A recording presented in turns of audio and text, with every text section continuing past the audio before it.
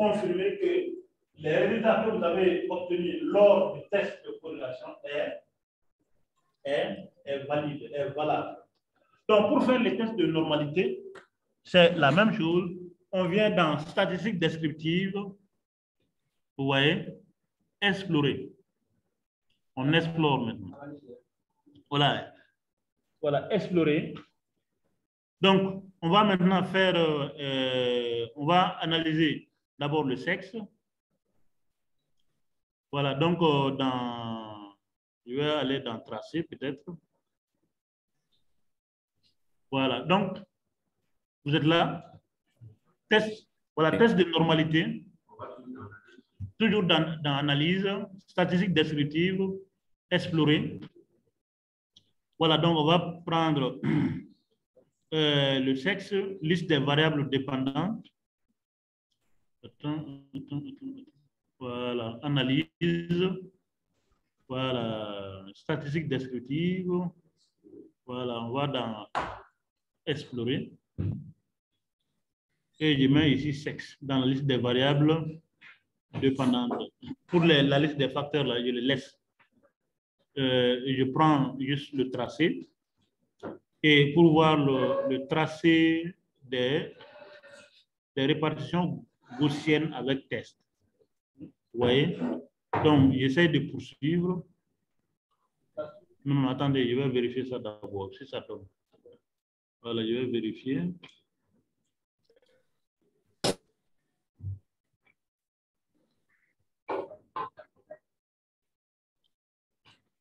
Voilà, ok. C'est la même chose. Je reprends encore. C'est la même chose. Voilà. Docteur Kouné, on est là? Oui. Ok. Donc, toujours statistiques descriptives. Voilà, on va explorer. On va explorer. On va explorer. Vous êtes là? Oui.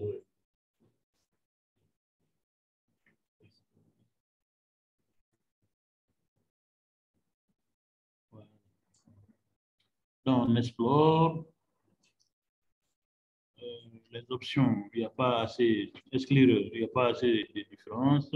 Les statistiques descriptives, ça aussi, ce n'est pas important. C'est juste le tracé qu'on va, comment dirais-je.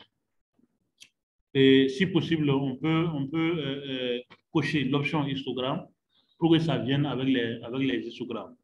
Donc, on va poursuivre. Et voilà, le traitement est en cours.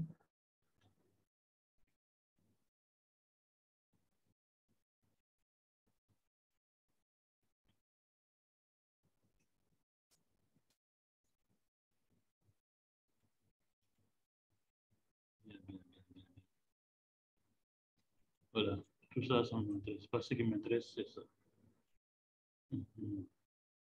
Voilà, le tout est venu maintenant. Voilà. Ils sont inquiets, en train de se poser la question, tout ça, c'est pourquoi?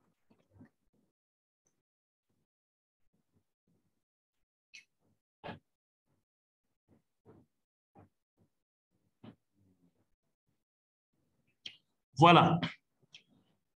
Maintenant, pour ça également, il y a deux statisticiens qui ont beaucoup travaillé sur ça. Il y a Kolmogorov, et Shapiro. Je disais ça. Il y a Shapiro et il y a Kolmogorov. Maintenant, pour le test de normalité, l'hypothèse de base, pour la corrélation, l'hypothèse de base, c'est quoi? Pour la corrélation, l'hypothèse de base, c'est quoi? Il y a une corrélation entre les deux variables. Oui. Et cette hypothèse de base se confirme si et seulement si la valeur de P est inférieure ou égale à 0,05. 0,05. Oui. Bon, ça, le coefficient n'est pas assez important. Mais pour déjà, la question principale, c'est de voir s'il y a une corrélation. Donc, s'il y a une corrélation, on détermine maintenant le coefficient, les degrés de significativité. Maintenant, pour le test de normalité, l'hypothèse de base, c'est que il y a les données ne sont pas anormalement distribuées. Les données sont normalement distribuées.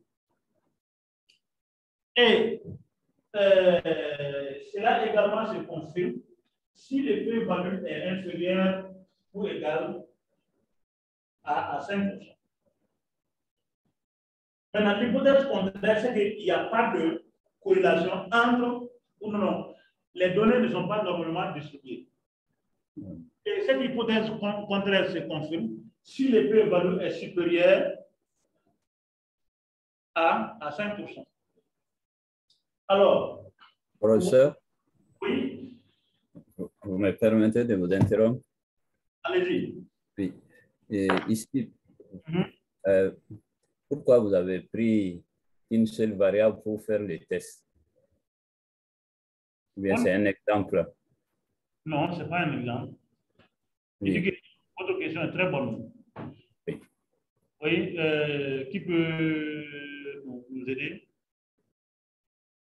Le professeur pourrait ne pas avoir la réponse. Docteur Planon, ça compte?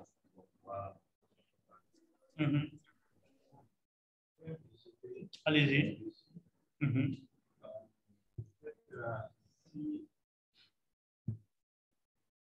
C'est de voir réellement si le facteur sexe est bien évalué.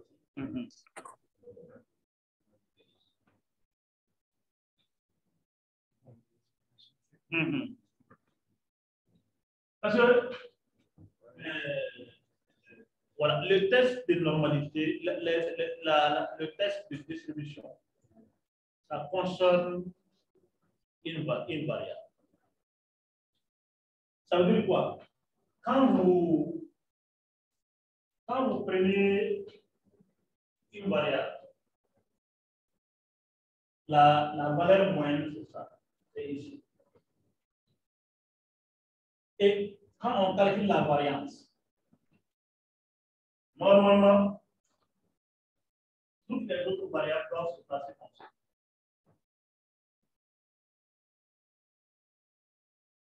N'est-ce pas? Alors, quand on va voir à partir de cette moyenne, on trouve des valeurs comme ça. Des valeurs comme ça. Des valeurs comme ça. Les tests de normalité cherchent à distinguer ça.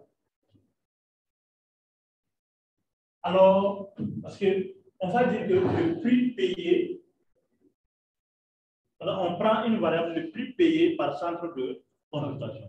Logiquement, au Mali, quand on va dans les centres de santé publics,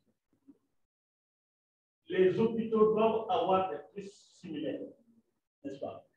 Les centres de référence doivent avoir des prix similaires, les SOSCOM doivent avoir des prix similaires, les cliniques également les prix similaires, avant les cliniques, il y a quoi encore? Les cabinets, et également, je ne sais pas, doivent avoir des prix similaires.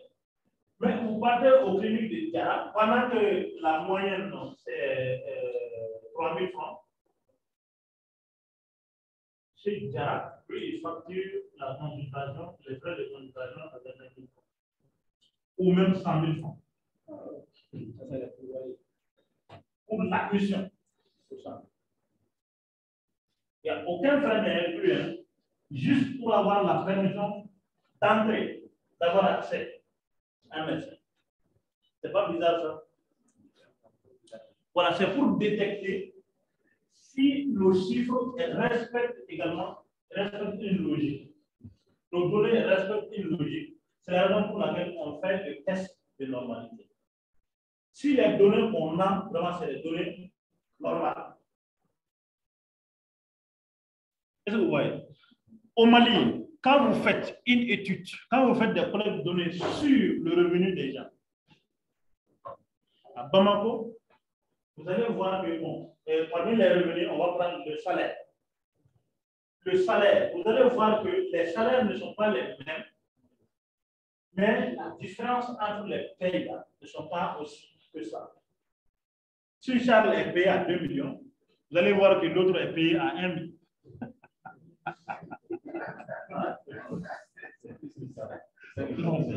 Moi, j'ai ça. Voilà. Voilà. Si Charles est payé à 2 millions, vous allez voir que son voisin est payé à 2 millions 500 ou encore à 2 millions 300. Vous allez voir que l'écart n'est pas aussi que ça. Si on travaille bien sûr dans les organismes internationaux.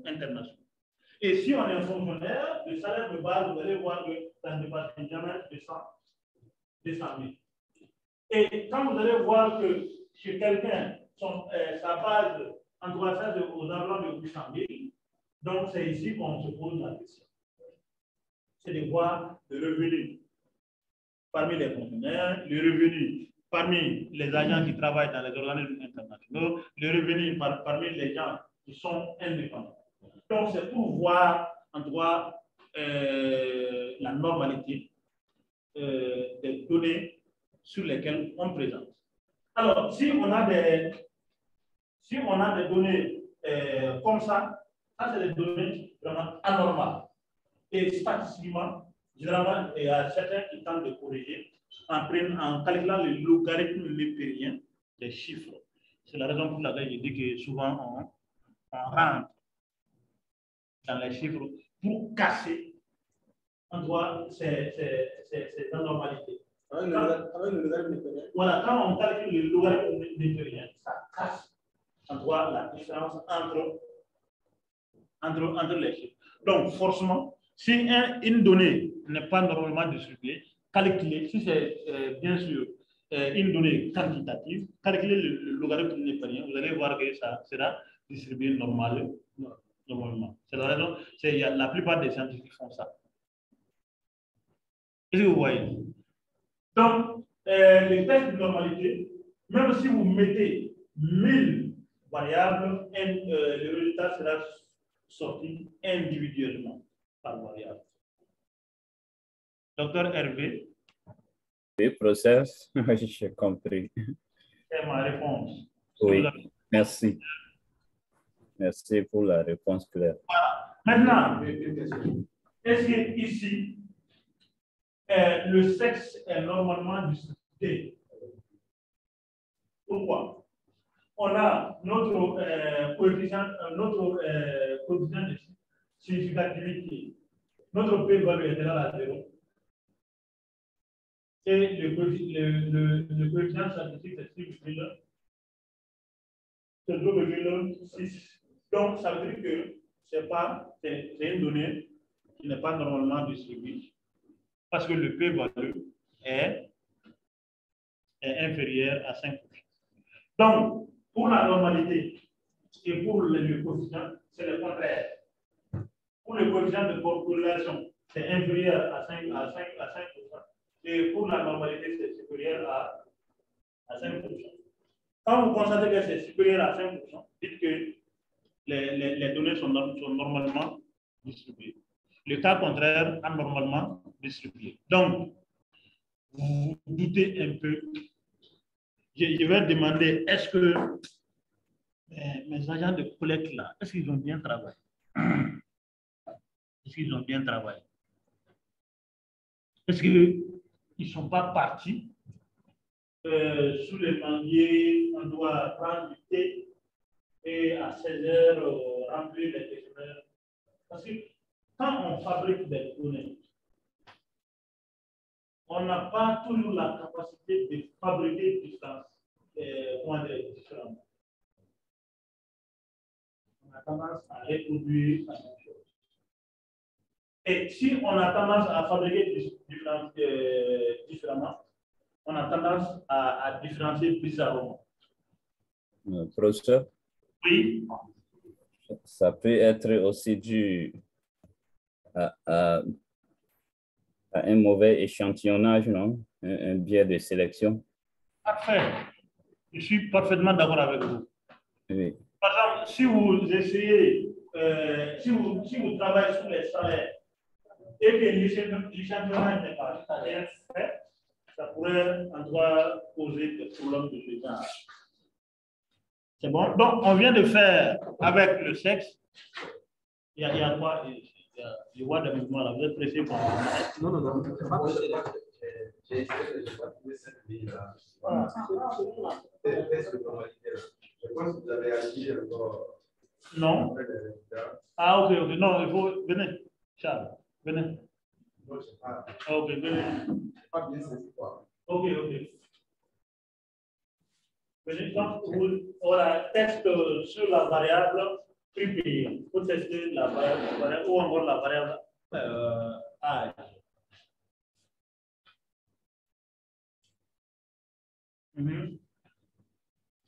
Oui. Statistique de voilà, explorer.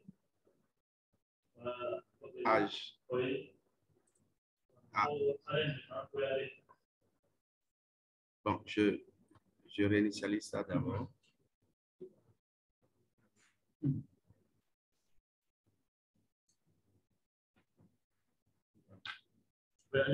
Mais ça, c'est année, je ne sais pas.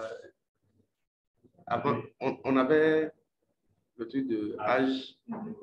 Apparemment, ce n'est pas ici. Âge n'est pas là-bas? Non, ce n'est pas ici. C'est traite. Ils n'ont pas calculé l'âge dans sa base. Tranche d'âge. Non, c'est année de naissance. Année de naissance. Ok, donc c'est bon. Donc je pense après, on est allé dans option. Option? Non, pas option. Non, pas option. Tracé. Et on a coché histogramme aussi. Non. Ou bien on laisse. Oui, histogramme n'est pas important. Okay. Mais ce qui est important, c'est le tracé. Ok, tracé. Voilà. Poursuivre. Poursuivre. Oui. Voilà. Je vais coller d'abord. Ouais, il faut coller.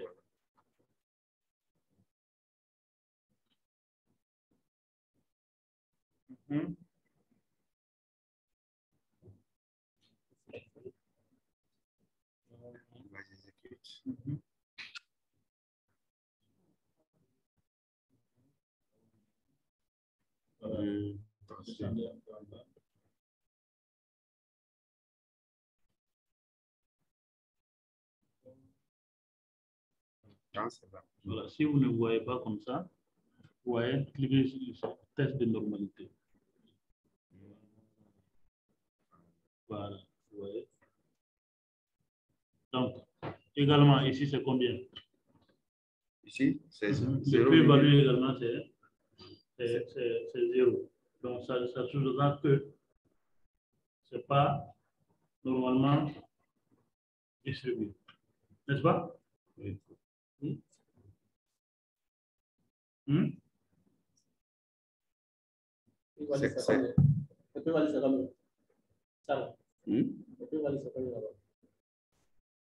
Je vois 0.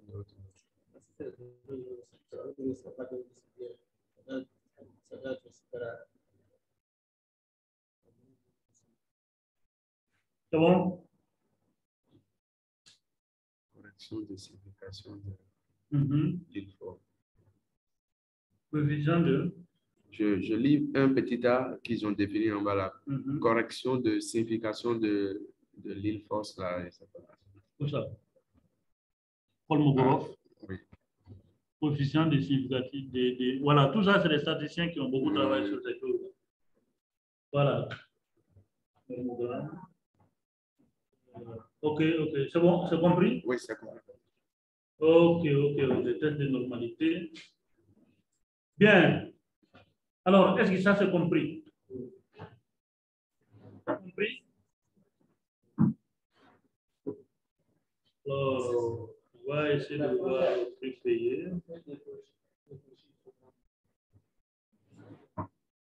C'est bon? Question?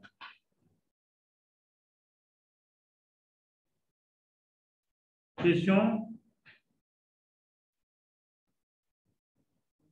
Allez-y. Donc, comme hypothèse, si la normalité n'est pas respectée, Oui. Oui. Est-ce que ça remet en cause l'enquête? Bonne question. Docteur Safo. Oui, allez-y. S'il vous plaît, on peut répéter la question pour nous?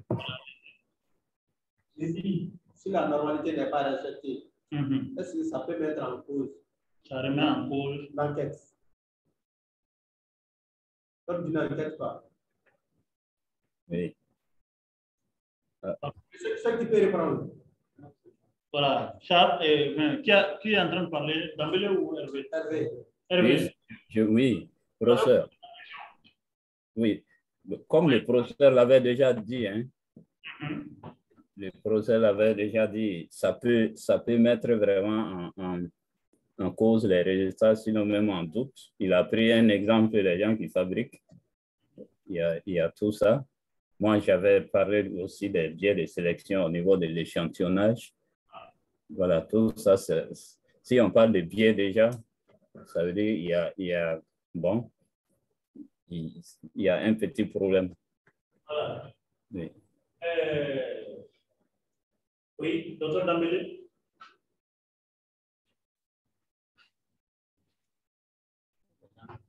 Docteur Clémence. Zauzada. Ni l'un ni l'autre. Ni l'un ni l'autre. Oui, qui peut intervenir? Non, ces gens sont partis. La connexion est partie. La connexion est partie.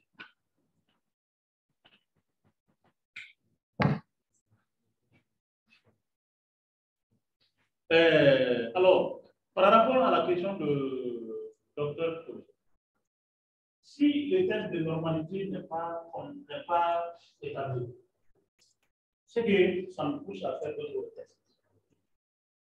Il y a un test qu'on appelle le test de quoi? Il est fait en anglais, mais pas en français. Il est en train de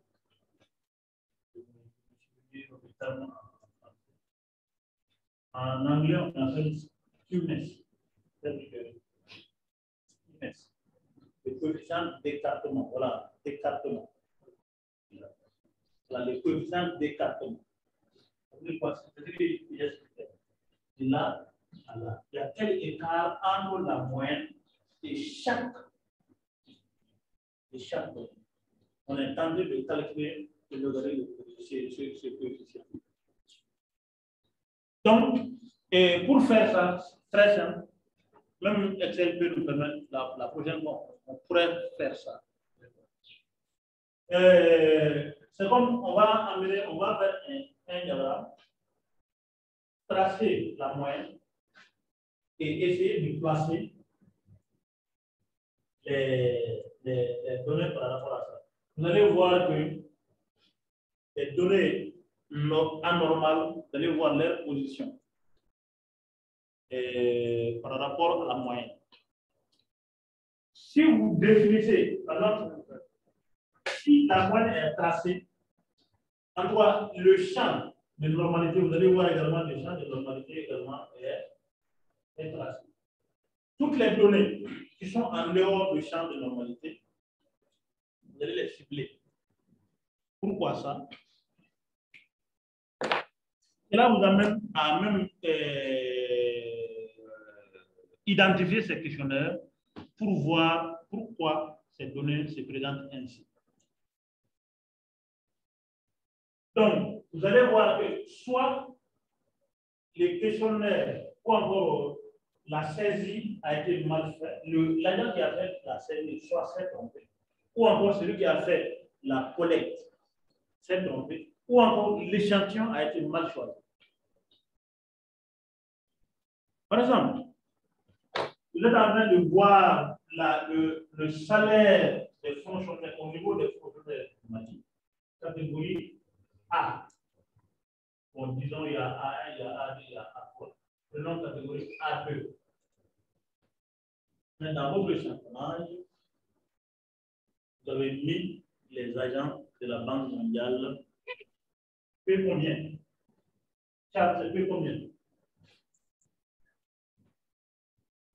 Les agents de la Banque mondiale, les catégories A, la Banque mondiale correspond à quel la P6 même.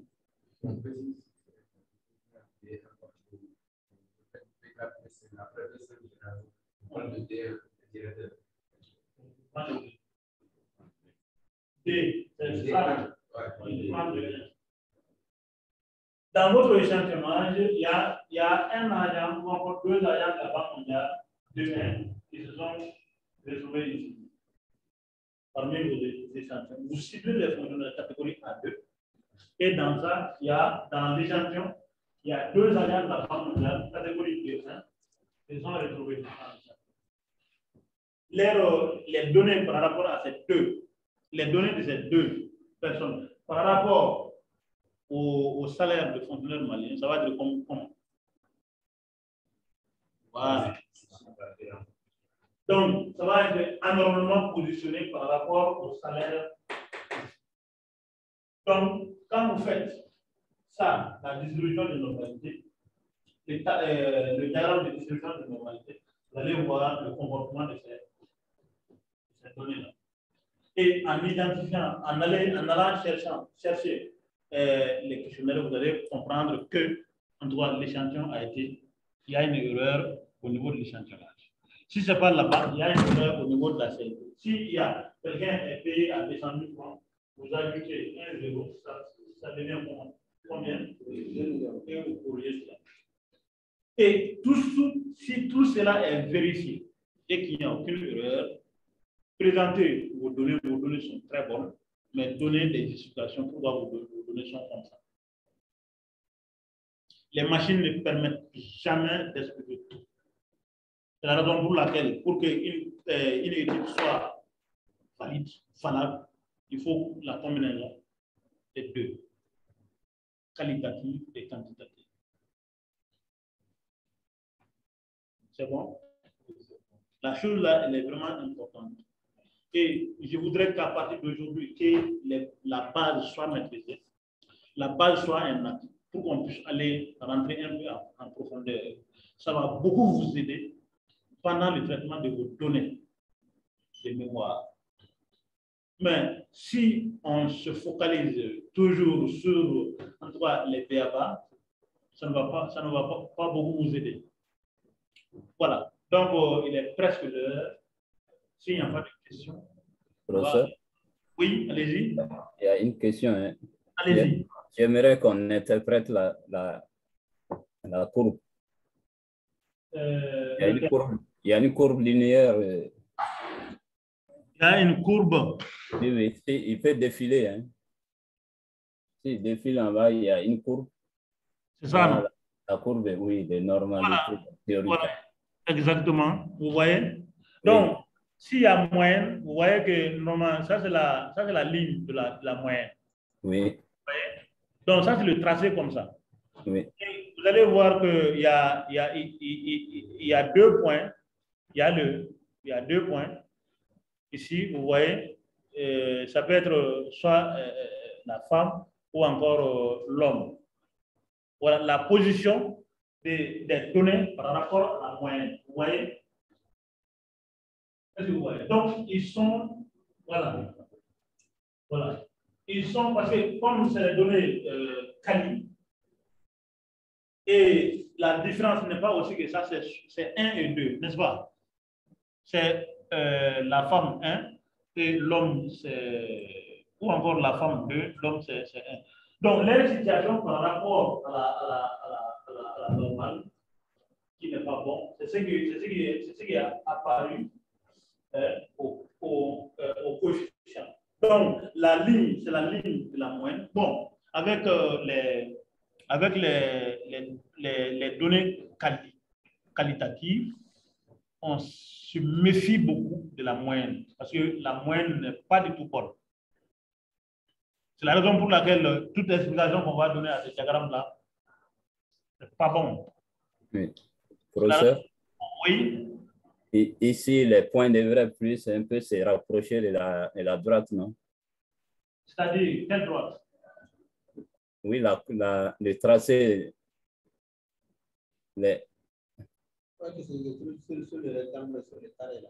le tracé là, à la droite là. C'est ce que j'essayais d'expliquer. Oh, ok. Voilà, tout ce qu'on va, c'est une donnée qualitative, ou encore c'est des données qualitatives. Alors, le tracé, c'est fait sur la base de la moyenne. Alors que la moyenne pour les données qualitatives, ce n'est pas vrai. Donc, c'est la raison pour laquelle toute explication qu'on va donner par rapport à ces diagrammes-là, ça n'a pas de sens. Professeur, on peut descendre sur les tranches d'âge là, son deuxième truc. Pardon? La deuxième variable qu'il a analysée. La deuxième variable. Oui, oui. Deuxième variable. Oui. Voilà. Non. C'est un peu en bas. Oui. Voilà. Si vous devez même expliquer quelque chose là, donc, Oui. voilà. Également, c'est les âges. Voilà. Voilà. Même la tranche d'âge, c'est quoi? Est-ce une donnée qualitative ou encore une donnée quantitative? Hervé? C'est Oui. une donnée. Non, ici, c'est année de naissance. Oui. C'est une donnée quantitative. Non, tranche d'âge n'est pas quantitative. Tranche d'âge est qualitative.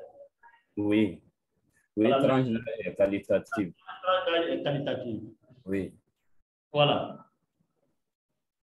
Mais ici, il a les années de naissance. Oui, c'est les années de naissance. Donc, vous voyez la distribution. Voilà. Voilà la distribution des données par rapport à la. Bon, même ça aussi, ce n'est pas assez plausible. Parce que quand on voit la logique de nos données, donc ça veut dire que ici, ce qu'il faut retenir, quand vous faites le test de normalité, ce qu'il faut retenir, ça c'est le diagramme de distribution. Le diagramme de distribution et le coefficient de distribution. Bien. Je vais vous montrer le diagramme. Le diagramme, voilà, l'histogramme de distribution. Ça va être ça. C'est ça, c'est quoi ça? Bon, je vais voir avec l'autre là.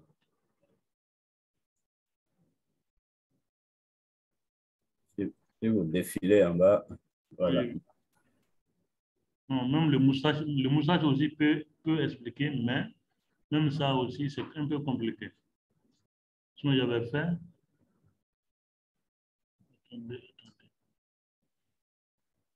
Il y en a qui se contentent juste de ça, l'histogramme de.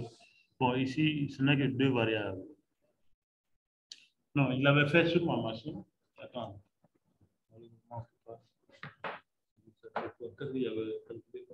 Voilà, le prix payé. Je vais faire avec le prix payé, vous permettre de voir l'histogramme de. Voilà, j'explore et je le fais avec le prix payé. Voilà, donc le tracé. Voilà, en faisant, je lui demande d'amener l'histogramme. Voilà, donc je colle. Voilà, je vais voir comment on. Voilà, donc avec ça arrive, ça arrive.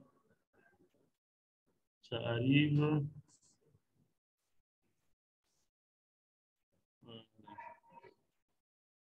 Ça arrive.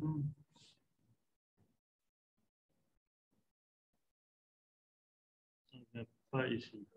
Okay. Voilà, bon, peut-être on peut le faire sur la base de ça. Voilà, vous voyez? Vous voyez la distribution des données par rapport au. Vous voyez? Comment les données sont distribuées? C'est le plus payé, non? Ah, bon, c'est pas bon. Ouais. c'est bon, mais l'interprétation est difficile. Mais on va voir aussi l'histogramme quelque part. Voilà, c'est ce que je cherchais. Voilà. Ça, pour vous faciliter la tâche, je vous invite, quand vous faites les tests de normalité, soit vous vous focalisez sur le coefficient de distribution ou le diagramme de distribution. Vous voyez? Ça, normalement, quand il y a une distribution normale, vous allez voir que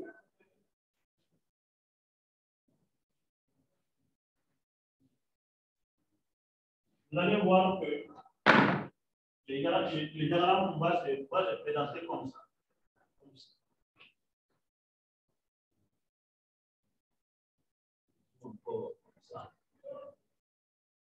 Voilà. Vous voyez? On sait déjà que, en regardant le diagramme, on sait que les données sont penchées vers un côté. Vous voyez? Donc, la première donnée, vous voyez ça, c'est distant par rapport aux autres et il n'a pas son correspondant à droite. Alors, si c'est une donnée, normalement distribuée, ça serait trouvé tout au milieu et les autres se plaçaient de part et d'autre.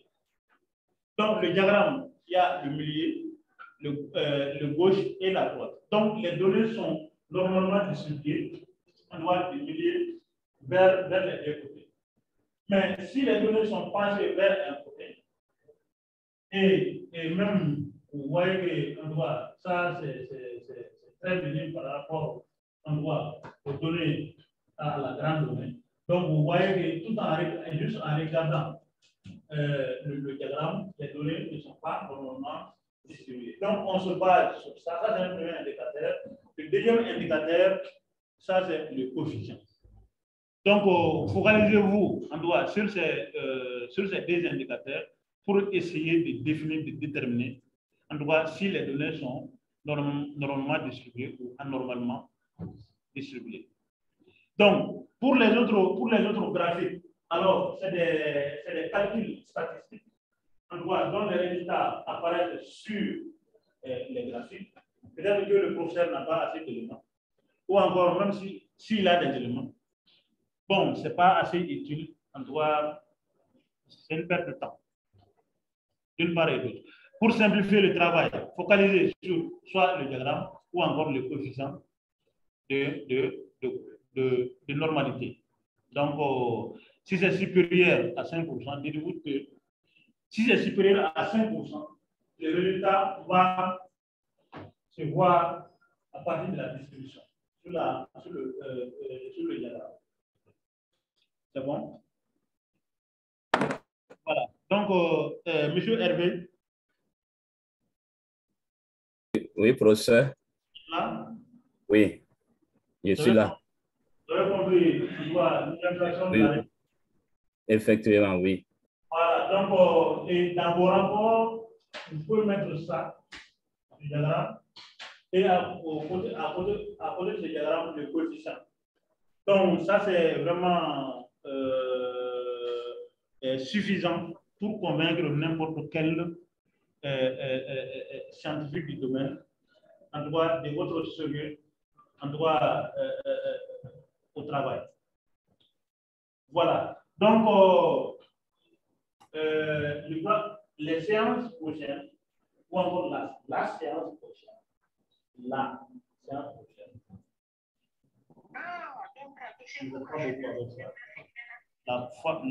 prochaine fois, on pourrait boucler avec SPSS et demander à l'école une formation sous forme de séminaire, si l'école le permet.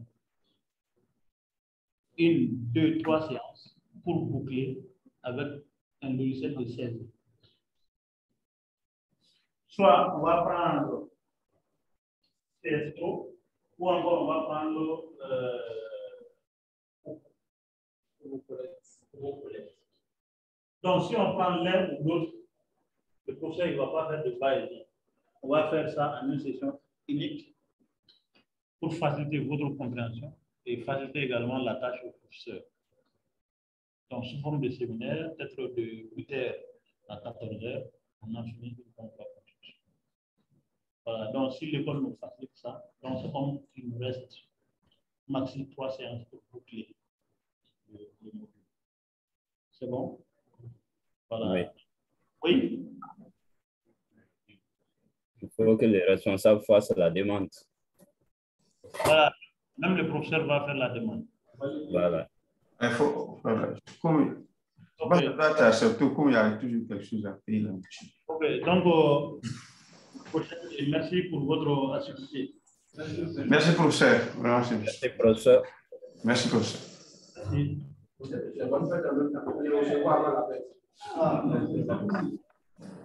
Vous promettez au professeur que vous allez acheter son temps. Il va venir. Quels samedis? Les samedis, c'est la peine. Et cette personne n'a été pris aujourd'hui. Hein? Personne n'a été pris aujourd'hui. Voilà, donc, au revoir et bonne fête. Merci à vous de même.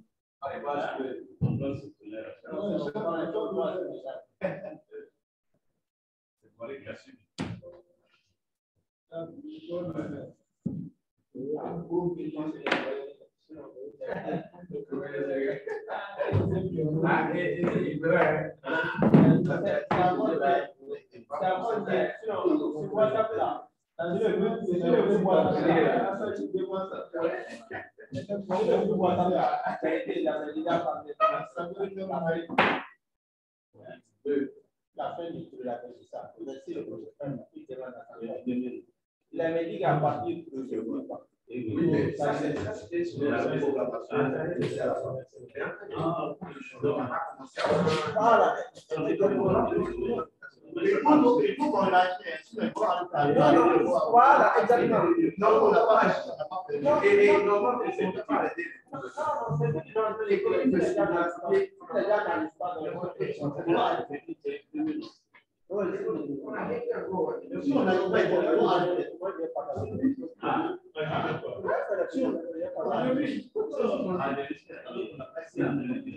j'ai pas compris. Si vous n'agissez pas, vous allez